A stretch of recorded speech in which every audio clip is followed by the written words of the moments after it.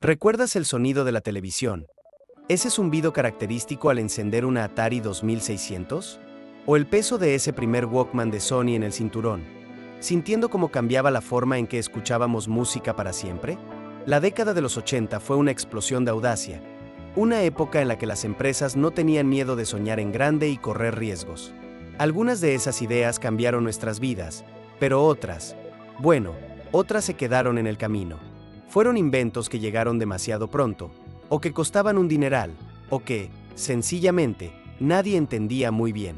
Desde una computadora que nos confundía hasta una comida congelada que nos hacía arquear una ceja, los 80 estuvieron llenos de sueños que apuntaban a las estrellas y que terminaron estrellándose. Vamos a recordar juntos esos productos que prometieron el futuro y que fracasaron de forma espectacular. Imagina esto por un momento. Sony te ponía en las manos una cámara de video que era una sola pieza. Pesaba lo suyo, claro, pero no había cables colgando, ni un grabador aparte que tenías que llevar al hombro. Era el año 83, y la Beta Movie Recorder parecía pura magia. Apuntar y grabar, sin más complicaciones. Suena increíble, ¿verdad? Pero tenía un pequeño, gran problema. Grababa en cintas Betamax. Y aunque la calidad de imagen era fantástica, ese formato estaba perdiendo la batalla. Casi todos en casa teníamos un VHS, porque las cintas duraban más. Y lo peor de todo, es que con esta cámara no podías ver lo que acababas de grabar. Tenías que aguantarte la curiosidad, esperar a llegar a casa, buscar tu reproductor Betamax, y recién ahí descubrir si la toma del cumpleaños había salido bien. No era práctico, y ni hablemos del precio, costaba una fortuna. Sony soñó con revolucionar el video casero, pero su invento se quedó atrás en una carrera que ya estaba casi decidida. RCA, la Radio Corporation of America, tenía una apuesta muy fuerte para 1981.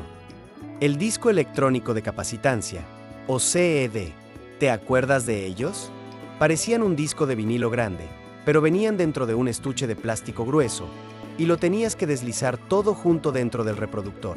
Se sentía como algo sacado de una película del futuro. El gesto era muy moderno, pero la magia se acababa muy rápido. La calidad de la imagen no era para tirar cohetes, y se rayaban con solo mirarlos. Una mota de polvo, y adiós película. Nosotros esperábamos más. Peor aún, ya estábamos acostumbrados al VHS y al Betamax. Podíamos grabar cosas de la tele, pausar, rebobinar. Estos discos solo reproducían. Y punto. RCA tardó años en desarrollarlo, y para cuando salió, ya era tecnología vieja. Una gran idea, que llegó en el peor momento posible. Atari nos hizo una promesa increíble en 1984 con su tableta táctil CX77. Era una especie de pizarra mágica, un dispositivo que conectabas a tu televisor y, con un lápiz especial, podías dibujar lo que quisieras. Venía con un programa llamado Atari Artist que te daba acceso a más de 100 colores y diferentes texturas. Podías dibujar, borrar, incluso poner un dibujo de papel debajo de una lámina transparente y calcarlo en la pantalla. Parecía el sueño de cualquier niño creativo. Pero el sueño se quedó corto. El principal problema fue que, más allá de ese programa inicial, casi no salió nada más que fuera compatible con la tableta. Su uso era muy limitado. Además, en esa época, la mayoría usábamos las computadoras para jugar o para tareas muy básicas. El arte digital era algo muy nuevo, y pocos veían la necesidad de tener un aparato así. La tableta táctil de Atari nos mostró un futuro posible, pero llegó cuando nadie estaba listo para verlo. IBM. Ese era un nombre que inspiraba confianza, que era sinónimo de calidad. Por eso, cuando en 1984 lanzaron el PC Junior para meterse en nuestros hogares, todos prestamos atención. Tenía un aspecto moderno y algunas ideas interesantes, pero no tardamos en darnos cuenta de sus problemas. El mayor de todos era el teclado. ¿Quién puede olvidar ese teclado? Era pequeño, y las teclas eran gomosas, como si estuvieras escribiendo sobre chicles. Se sentía barato, indigno del nombre de IBM. Otro gran fallo era la compatibilidad. Muchos de los programas que ya usábamos en otras computadoras simplemente no funcionaban en el PC Junior. Era confuso, frustrante. Y para colmo, costaba demasiado para ser un ordenador doméstico con tantos fallos. IBM intentó arreglarlo, pero ya era tarde. La gente se sintió decepcionada. Poco más de un año después, lo dejaron de fabricar. Fue la prueba de que un gran nombre no puede salvar un mal producto. Fue una lección que muchas empresas aprendieron por las malas en esa década. Por cierto, si estas historias te traen recuerdos y te sacan una sonrisa, te invito a que te suscribas aquí, en Secretos de nuestra época. Nos ayuda mucho a seguir desempolvando estas joyas del pasado. Ahora, sigamos con otro intento de innovación. Kodak nos sorprendió en 1982 con la Disc 4000. La idea era cambiar nuestra forma de hacer fotos. La cámara era pequeña, muy fácil de llevar a todas partes, y usarla era un juego de niños.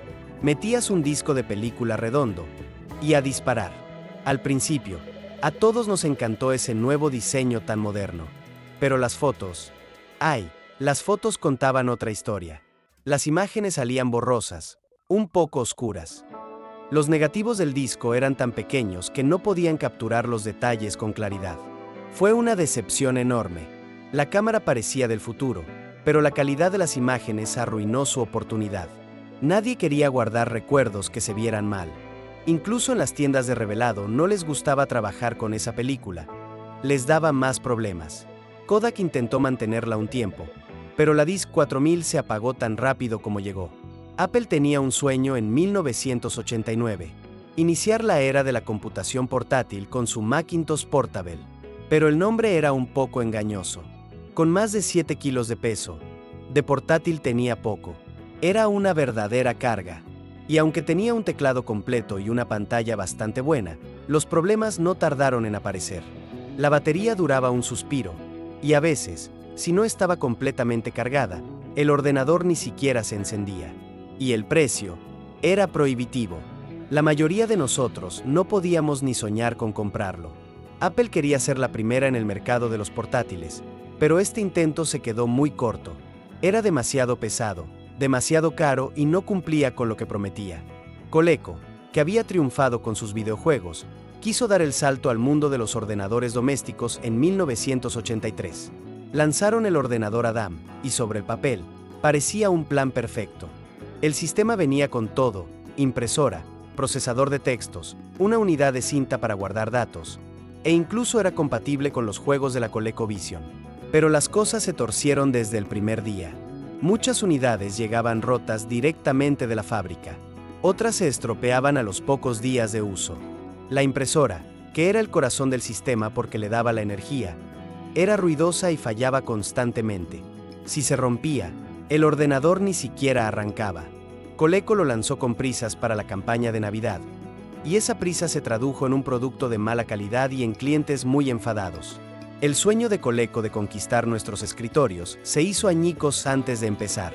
Ahora prepárate, porque esto es algo que a día de hoy sigue sonando increíble. En los 80, Colgate, sí, la marca de la pasta de dientes, decidió que era una buena idea lanzar su propia línea de comida congelada. Uno de sus productos estrella era la lasaña Colgate. La lógica de la empresa era simple: la gente ya confía en nuestro nombre. Pero se equivocaron, y mucho. Los que estábamos en el supermercado veíamos la caja de lasaña con el logo de Colgate, y nuestra mente pensaba automáticamente en sabor a menta y en cepillarse los dientes. La mezcla era demasiado extraña. No podíamos imaginarnos comiendo algo de la misma marca con la que nos lavábamos la boca. La lasaña fue un fracaso rotundo. Nadie la compró. Colgate la retiró enseguida, y se convirtió en una de las decisiones más raras de la historia de la publicidad. McDonald's también tuvo su momento de experimentación extraña con la hamburguesa McDLT. La idea era, supuestamente, revolucionaria. Te daban la hamburguesa en una caja de poliestireno enorme, dividida en dos. En un lado iba la carne caliente, y en el otro, la lechuga y el tomate fríos. La idea era que tú mismo la montaras para que todo estuviera más fresco. Y sí, el sabor no estaba mal, pero el envase era un desastre. Era aparatoso, un desperdicio de plástico, justo cuando la gente empezaba a preocuparse un poco más por el medio ambiente. Además, a muchos no nos gustaba tener que hacer el trabajo. Si vas a un sitio de comida rápida, quieres la comida lista para comer, no un kit para montar. La McDLT desapareció sin hacer ruido, y hoy solo la recordamos por su extraña caja. Los caramelos Lifesavers eran un clásico. ¿Quién no recuerda esos rollos de colores? Pues en los 80, a alguien se le ocurrió que sería genial convertir ese sabor en un refresco. Sobre el papel, la idea parecía divertida. Una bebida con el mismo sabor dulce de tus caramelos favoritos. La compañía esperaba que a todos nos encantara, pero la realidad fue muy distinta. El refresco era empalagoso, demasiado dulce. Era difícil beberse más de un par de sorbos. Lo que funcionaba como un pequeño caramelo, no funcionaba en una botella entera. El sabor era tan intenso que no refrescaba. A pesar de su nombre conocido y sus colores llamativos, el producto no gustó. Las tiendas lo sacaron de las estanterías y se convirtió en otro recordatorio de que no todo lo dulce tiene que ser una bebida. A finales de los 80, la tabacalera R.J. Reynolds invirtió una fortuna, millones de dólares, en crear un cigarrillo sin humo llamado Premiere. En lugar de quemar el tabaco, lo calentaba. El objetivo era ofrecer una forma de fumar más limpia. Pero a los fumadores no les gustó nada. Decían que el sabor era malo, que la sensación en la garganta era extraña y que el olor no era agradable. Además, tenía un aspecto raro y la gente se sentía incómoda fumándolo en público. La empresa invirtió más de $300 millones en este proyecto, que fracasó estrepitosamente. R.J. Reynolds lo retiró del mercado, perdiendo un dineral. El Premiere es recordado hoy como uno de los fracasos más caros de la historia del tabaco. En 1989, Pepsi tuvo una idea atrevida. ¿Y si la gente quisiera beber refresco por la mañana en lugar de café? Así nació Pepsi AM. Tenía más cafeína que la Pepsi normal, y estaba pensada para la gente a la que no le gustaba el café, pero que necesitaba un empujón para empezar el día. El nombre sonaba potente, lleno de energía, pero la idea no funcionó. La mayoría de la gente simplemente no estaba preparada para tomarse un refresco de cola con el desayuno. Además, el sabor no era muy diferente al de la Pepsi de siempre, así que no había una razón real para comprarlo. Pepsi AM desapareció de las tiendas tan rápido como llegó. Ahora recordemos uno de los coches más extraños de la década, el Nissan Pulsar NX Sportback. Intentaba ser dos coches en uno. Gracias a una parte trasera modular, podías cambiarlo de un coupé deportivo a una especie de pequeña ranchera. Era una idea futurista, pero no convenció a nadie. A los compradores el diseño les parecía raro, y la opción de cambiar la parte trasera era un extra caro que no ayudaba. La gente estaba confundida. ¿Era un coche divertido o un coche práctico? Las ventas fueron muy bajas y el modelo desapareció pronto. Nissan se arriesgó, pero el mercado no estaba preparado para un coche tan peculiar. En 1980, Mattel prometió convertir su consola de videojuegos Intellivision en un ordenador completo, con un accesorio llamado Keyboard Component. Venía con un montón de extras, unidad de cinta, micrófono, más memoria. Parecía increíble, pero las cosas se complicaron. El lanzamiento se retrasó una y otra vez. Cuando finalmente salió a la venta en 1982, fue solo en unas pocas ciudades y a un precio altísimo. $600. Y lo peor de todo, casi no había programas que funcionaran con él. Los clientes se sintieron estafados y el gobierno empezó a investigar a la compañía. Mattel tuvo que retirarlo de las tiendas y devolver el dinero. Un gran sueño que se convirtió en una pesadilla en menos de 2 años. El DeLorean DC-12 parecía un coche sacado de una película del futuro, y de hecho, lo fue. Con sus paneles de acero inoxidable y esas puertas de ala de gaviota que se abrían hacia arriba, era espectacular. Cuando apareció en Regreso al Futuro, se convirtió en un ícono. Pero el coche de verdad estaba lejos de ser perfecto. Su motor era débil, no corría tanto como su aspecto deportivo prometía. Los que lo condujeron se sintieron decepcionados. Además, costaba más que otros coches que eran mucho mejores. Por dentro, tampoco se sentía como un coche de lujo. La compañía fabricó los coches con prisas y la calidad no era buena. Se hicieron menos de 9,000 antes de que la empresa quebrara. El DeLorean es un coche que todos recordamos, pero que en su momento fue un fracaso. Un coche increíble para mirar, pero no para conducir. El Sinclair C5, ¿te acuerdas de aquello? Era un pequeño vehículo eléctrico para una persona que se lanzó en 1985. Parecía una mezcla entre un kart y una bicicleta. Se diseñó como una forma barata y ecológica de moverse por la ciudad, pero recibió muchas críticas. Su aspecto era extraño, y su velocidad máxima era de solo 24 kilómetros por hora. Ibas tan bajo que te sentías inseguro al lado de los coches, y no te protegía nada de la lluvia o el frío. A pesar de ser uno de los primeros intentos de transporte eléctrico, no logró convencer a nadie y la producción se detuvo en menos de un año. El Commodore Amiga fue uno de los ordenadores más avanzados de su tiempo. Cuando se lanzó en 1985, sus gráficos y su sonido eran de otro mundo. Era perfecto para juegos, para animación, para todo lo creativo, pero tenía problemas que lo frenaron. Los programas se colgaban con facilidad. Los primeros modelos necesitaban varios discos solo para arrancar, y no había mucho software disponible. Versiones posteriores, como el Amiga 600, eliminaron funciones útiles y confundieron a los compradores. Aunque la tecnología del Amiga era brillante, a menudo era difícil de usar o parecía inacabado. Y por eso, la gente prefirió ordenadores más sencillos y fiables. El Walkman de Sony. Eso sí que cambió las reglas del juego. Hizo que la música fuera personal y portátil. Te lo enganchabas al cinturón, y tu música iba contigo a todas partes. Fue un éxito arrollador. El sonido era bueno, el diseño era genial, todos queríamos uno. Pero Sony se durmió en los laureles. Mientras el mundo empezaba a moverse hacia la música digital, la compañía no reaccionó. Otras marcas empezaron a sacar reproductores de MP3. Y entonces, Apple lanzó el iPod y se adueñó del mercado. Sony tenía la tecnología para competir, pero no se movió a tiempo. Se aferraron a los casetes y los discos durante demasiado tiempo. Cuando quisieron reaccionar, ya era demasiado tarde. La marca que había dominado la música portátil se quedó atrás. RCA, la Radio Corporation of America, lanzó su sistema de videodiscos en 1981, pensando que sería el futuro del video en casa. El sistema usaba unos discos grandes, como los de vinilo, que se reproducían con una aguja especial. Parecía muy tecnológico, pero tenía fallos enormes. Los discos se rayaban y se ensuciaban con una facilidad pasmosa.